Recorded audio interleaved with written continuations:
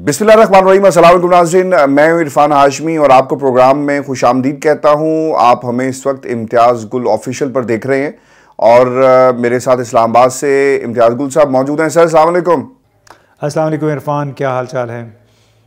अल्लाह का बड़ा ही करम है सर। मेरा ख्याल था कि सेंचुरी जो है ना वो नहीं होगी, लेकिन सेंचुरी से बात आगे बढ़ गई है और इमरान खान साहब के ऊपर जो मुकदमात हैं वो 127 मुकदमात दर्ज कर लिए गए हैं। ये तो सर कोई गिनीज बुक 127 हो चुके हैं। 127 मुकदमात हो चुके हैं।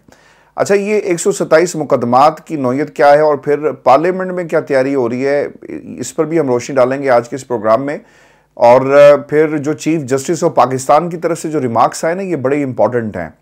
और फिर हाई कोर्ट सर छाई हुई है, वो बार बार जो है ना वो कहती है कि तोशा खाना, हुकूमत कहती थी तोशा खाना, घड़ी बेच दी और फिर पता लगा कि इनकी अपनी घड़ियां भी बहुत सारी इन्होंने अपने नाम की। लेकिन इसका एक और एंगल भी है। वो एंगल क्या है वो हम आपसे जानने की कोशिश करेंगे। लेकिन 127 मुकदमात की कहानी पहले हम सुनने वालों के सामने रख देते हैं। एक तो सर जो मुकदमा नहीं, लेकिन एक पहले कबल इसके कि इरफान, कबल इसके कि आप ये 127 मुकदमात की बात करें, आपको एक लतीफ़ा सुनाता हूँ। अच्छा। गुज़िश्ता रात यहाँ जब ज़लज़ला आया तो ज़ाहिर है लोग बहुत सारे डर के मारे गलियों में निकल गए।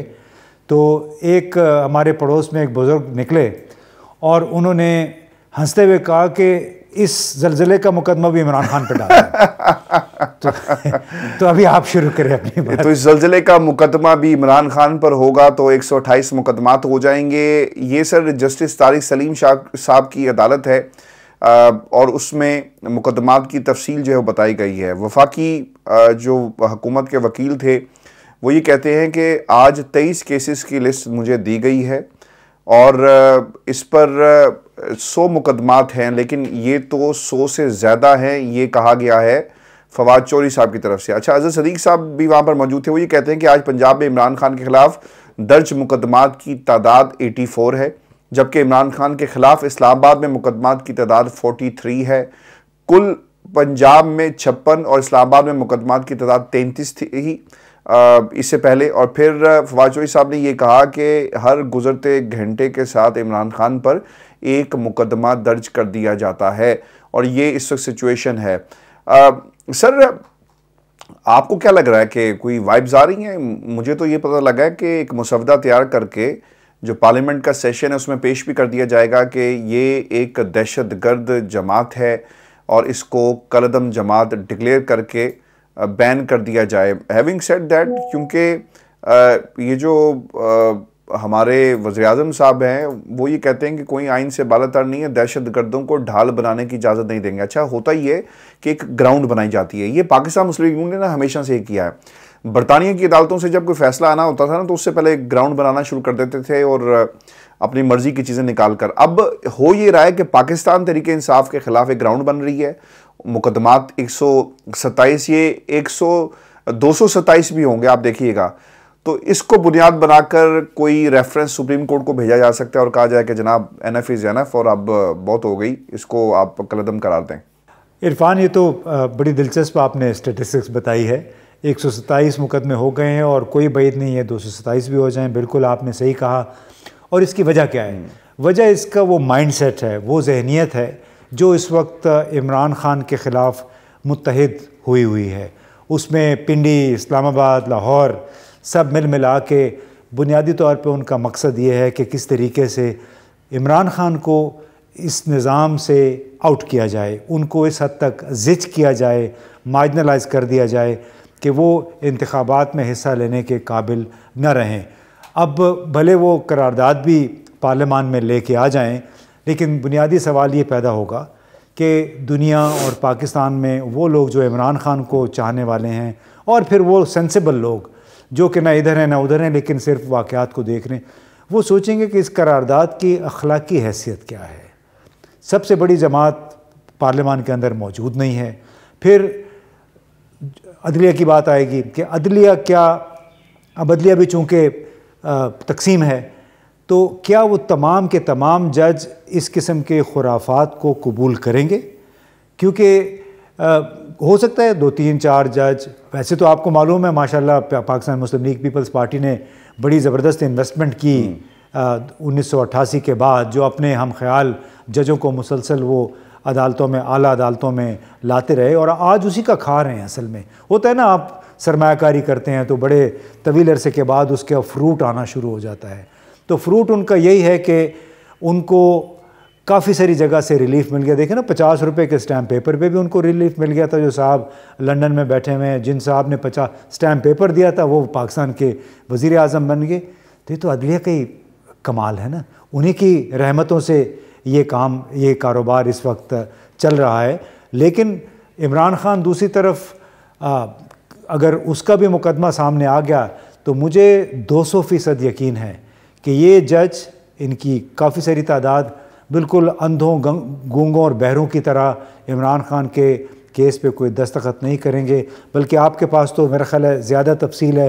जिस किस्म के रिमार्क्स यानी जो वकीलों से सवाल कर रहे हैं हमारे चीफ जस्टिस साहब, उमर अता बंदियाल साहब ने कोई बात की सुप्रीम कोर्ट की पेशी के दौरान, उसके अलावा वो मैं आपको बता देता हूँ, क्योंकि वो आप बता दीजिए हमारे, मैं आपको बता देता हूँ क्योंकि सर ऐसा लग रहा है कि ये जो इलेक्शन जिसको सबोताज करने की कोशिश की जा रही है ना, आज सुप्रीम कोर्ट पाकिस्तान ने भी अपना जो माइंड है ना वो बाकायदा तौर पर वो कौम के सामने रख दिया और उन ताकतों के सामने रख दिया जो इलेक्शन को सबोताज करना चाहती हैं।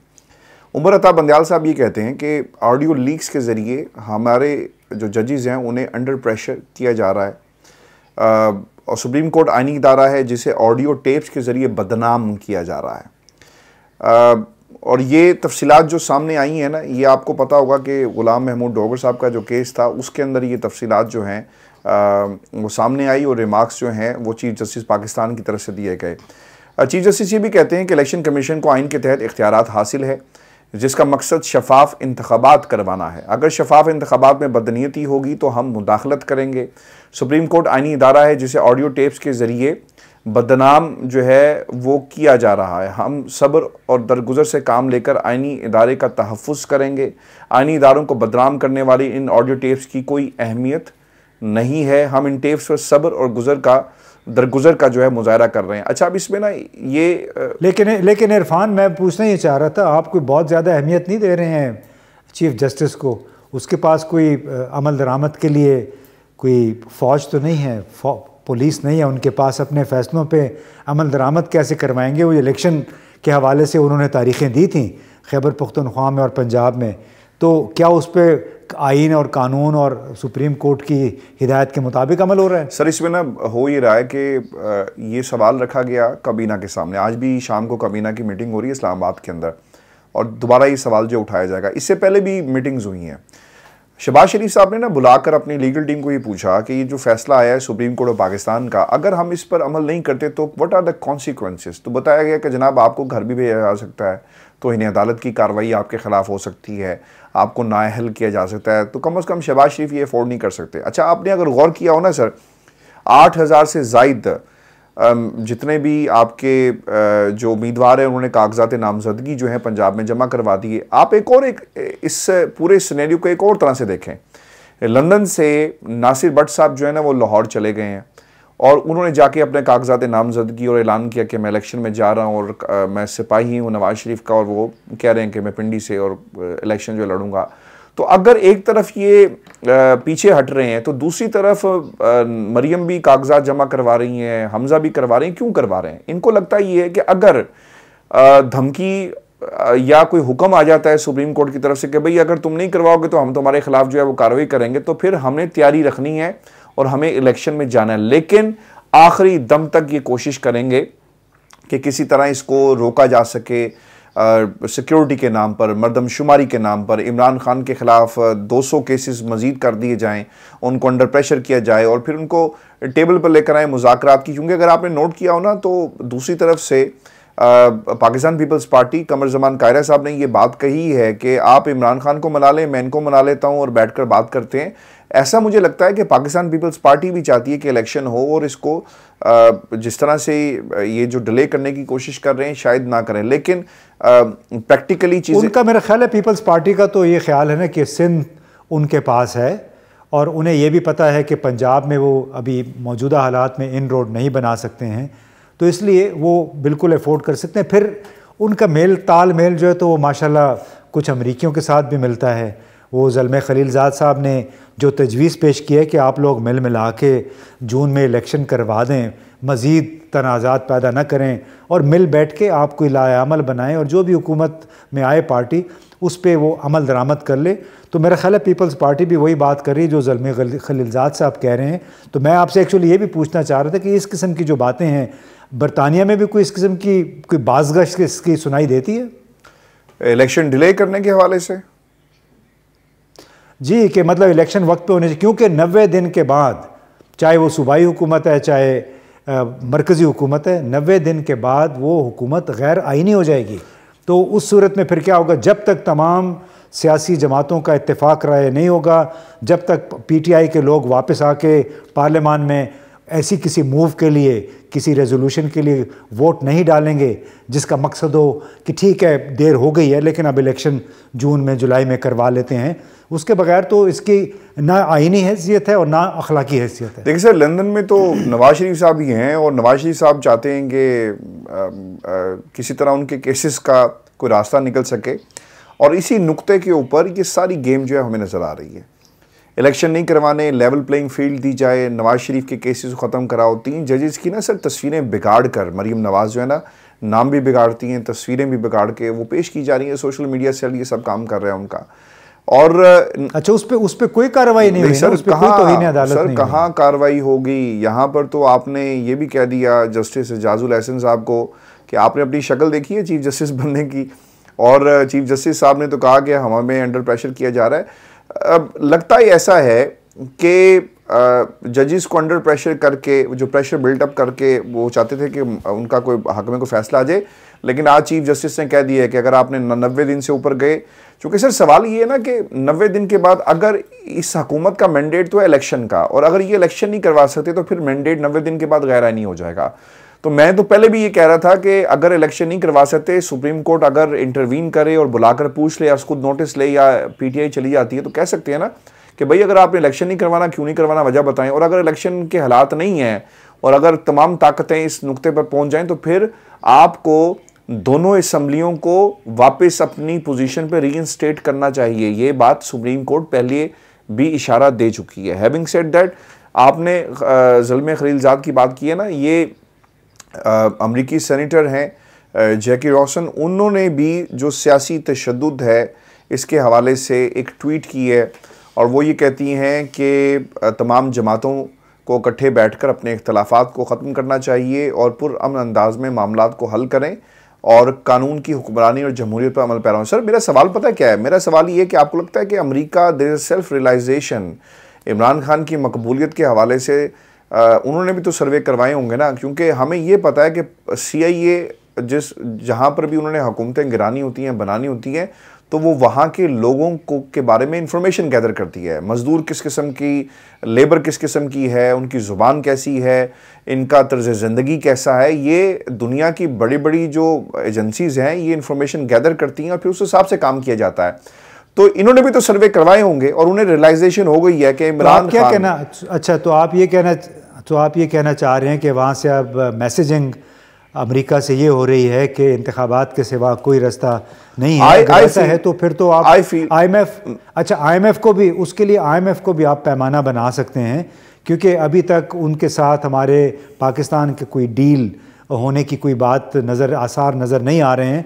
तो क्या आप समझते हैं कि पाकिस्तान के गिर्द, चाहे अमेरिका है, चाहे यूरोपीय मुल्क हैं या फिर IMF है, उनके ज़रिए इंतखाबात के लिए, अर्ली इंतखाबात करवाने के लिए घेरा जो है वो तंग होता चला जा रहा है? सर मुझे तो ऐसा लग रहा है कि सेल्फ रियलाइजेशन है अमेरिका में। जिस खित्ते के अंदर अगर नेटो के ख़िलाफ़ अलायंस बन सकता है चीन का और रशिया का, और फिर आपने ये भी देखना है ना कि कल को आप किन लोगों के साथ मिलकर काम कर सकते हैं, और कल को अगर इंतखाबात होते हैं और खान साहब हुकूमत में आएंगे, जैसा कि लग भी रहा है कि अगर साफ शफाफ हो जाए, तो सर अमेरिका को तो फिर पाकिस्तान में इमरान खान के साथ ही काम करना है ना। तो आई पर्सनली फील कि कहीं ना कहीं सेल्फ रियलाइजेशन है। लेकिन बाज़ लोग ये कहते हैं कि यार ये जो ट्वीट्स होती हैं, ज़ल्मे खलीलज़ाद ने इमरान खान के साथ बहुत काम किया, अफ़गानिस्तान में इनखला जो था अमरीकियों का, तो शायद उस वजह से ये मेहरबानी और हो रही है। लेकिन आई पर्सनली फील कि कहीं ना कहीं सेल्फ रियलाइजेशन मौजूद है, और ये भी बात गलत नहीं हो सकती क्योंकि एक लॉबिंग तो सियासी जमातें करती हैं, और अमेरिका में वाइट हाउस के अंदर लॉबिंग फर्म्स का एक बड़ा रोल है। और अगर सेनेटर्स ये बात कर रहे हैं, आई फील इरफान जी, उसके भी सेनेटर्स अगर ये बात कर रहे हैं ज़ुल्म खलीलज़ाद की तरफ से आई है, तो इसमें अचंभे की बात कोई नहीं है। जो आप बात कर रहे थे पहले के, वो लोगों का जो सेंटिमेंट है वो देखते हैं, और ये हमें कई अमरीकी दोस्तों ने ये बताया हुआ है कि अमेरिका की हुकूमतें कभी भी गैर पॉपुलर यानी गैर मकबूल हुकूमतों के साथ, रहनुमाओं के साथ काम नहीं करते हैं। जब भी उन्हें अपना काम करवाना होता है वो कोशिश करते हैं उन लोगों को के साथ मिल के काम करने की जिनकी आवाम में कबूलियत भी हो। तो बिल्कुल आपका ये नुक्ता नज़र सही लगता है कि शायद वहाँ से उन्होंने जो असेसमेंट्स वगैरह करवाई होंगी कि जी जो हम करवाना चाह रहे थे वो नहीं हो सका। तो इरफान, इसका तो फिर ये मतलब है कि अमेरिका एक बार फिर बिलवास्ता तौर पे, या अमरीकी जो सियासी क़ुव्वतें हैं वो बिलवास्ता तौर पे पाकिस्तान के हालात पे असरअंदाज होने की कोशिश करेंगी, और इसका मतलब ये होगा निकाला जा सकता है कि अमरीकी मुदाखलत हो रही है, जो कि मरियम सफदर ने कहा भी है गुज़िश्ता हफ्ते। नहीं सर, ये अगर मुदाखलत है ना, ये उस मुदाखलत से बेहतर है जो ख़त की शक्ल में आई और ये टोला जिस तरह बैठ गया। आई थिंक कि रूल ऑफ लॉ के लिए और डेमोक्रेसी जिसके लिए आप और मैं हमेशा से यहाँ पे बैठ के भाषण देते हैं, आई पर्सनली फील कि ये this is better for the democracy. क्योंकि सर डेमोक्रेसी के अलावा तो कोई हल नहीं है ना। पाकिस्तान में आप देख लें कि ये जो तोशा खाना का मामला है, मैं चाहूँगा इस पर भी हमें बताएं कि जो कहीं ना कहीं सिस्टम में कोई अगर चीज़ें मौजूद होती हैं तो सियासतदान उसे अपने मकासद के लिए इस्तेमाल करता है। आप इलेक्शन इसलिए नहीं करवा रहे क्योंकि आपको सूट नहीं करता है इस वक्त अवाम की अदालत में जाना। आप नैब के कवानीन बदल देते हैं इसलिए क्योंकि आप पावर में थे, और सारे चोर जो थे वो एक जगह बैठे हुए थे, उन्होंने कहा कि यार कानूनी बदल देते हैं, गेम ऑफ द रूल्स ही जो हैं वो बदल देते हैं तो हमें मिल जाएगा। तो सर यही तो कुछ होता रहा है, और मैं चाहूँगा बताएं हमें, जो आप कहते कि तोशा खाना में इरफान कुछ हो रहा है, चूंकि 90 के बाद की डिटेल्स पब्लिक करने का कह दिया, और उसमें नुक्ता पता है इंपॉर्टेंट क्या है? नुक्ता इंपॉर्टेंट ये है, वो ये कह रहे हैं कि ए भी दसो कि केड़े मुल्क तो पैसे ये जो तोहफे आए हैं वो भी बताया जाए। अच्छा, इस पे जोर शायद इसलिए दे रहे हैं इरफान कि मुझे तो ये लगता है कि तोशा खाना का जो केस था, या तोशा खाना की जो प्रोविज़न थी, हमारे हुक्मरान अशराफिया जो 1988 से 1999 तक ये दो पार्टियाँ रही हैं, मुझे तो वैसे ही शक हो रहा है, अल्लाह करे कि ये शक ही हो, कि इसको मनी लॉन्ड्रिंग के लिए भी इस्तेमाल किया जाता था। यानी आप खुसूसी परवाज़ें जाती हैं, उसमें आप बैग भर भर के डॉलर ले जाते हैं, ख़रीदारियाँ करते हैं, एक एक मौके पे एक एक आइटम आप ख़रीद रहे हैं 10-10, 20-20 लाख की। फिर जब आपको अहम चीज़ें भी, महंगी चीज़ें भी आपने ख़रीदनी हैं, तो अपने पैसों से ख़रीद के फिर उसको स्लिप इन कर दें, बता दें कि ये तो तोशा खाना में आई थी। अपने सेक्रेटरी को कह दिया कि उधर जमा करा दो, इसकी असेसमेंट करो, असेसमेंट का 10% जो है वो आप दे के अपने तमाम पैसे जो हैं तो आपने जायज़ करवा दिए। तो क्या हमारी अदालतें इस बात पे गौर नहीं करेंगी? बिल्कुल सर, गौर करना चाहिए। और मैं प्रोग्राम के आखिर में ये खबर भी दे दूँ अपने तमाम सुनने वालों को कि इस्लामाबाद हाई कोर्ट ने दरख्वास्त दी गई थी कि ममनुआ फंडिंग केस के अंदर इमरान खान की ज़मानत को मुस्तरद किया जाए। ये दरख्वास्त जो है वो खारिज कर दी है, और खान साहब ने जो एक बात कही है ना, इस पर हम प्रोग्राम ख़त्म करेंगे कि कोशिश तो सर की जा रही है कि इमरान खान के ऊपर एक और हमला हो, और खान साहब ये कहते हैं कि मुर्तज़ा भुट्टो की तरह उन्हें भी कत्ल किया जा सकता है। ये बहुत बड़ी स्टेटमेंट जो है वो जारी की है, और अगर इस तरह की बात बार बार हो रही है तो मेरा ख्याल है कि इसकी बाकायदा इंक्वायरी होनी चाहिए और किसी न किसी लेवल पर कोई एक्शन भी लिया जाए। व्यूअर्स, ये शो था हमारा इम्तियाज़ गुल ऑफिशियल के ऊपर। आप अपने कमेंट्स भेजिएगा, अपने सवाल भी भेज सकते हैं, बिल्कुल हम उसका जवाब आपको देंगे। हम और ये एक अच्छा है कि अगर ये मेरा ख्याल है कि जितने भी सवालात आ जाए, ख़ास तौर पे सवालात, तो हम दोनों मिल के फिर किसी अगले प्रोग्राम में उन सवालात के जवाब भी दे दें। बिल्कुल ठीक है, बिल्कुल सर, इसी तरह इंशाल्लाह हम करेंगे।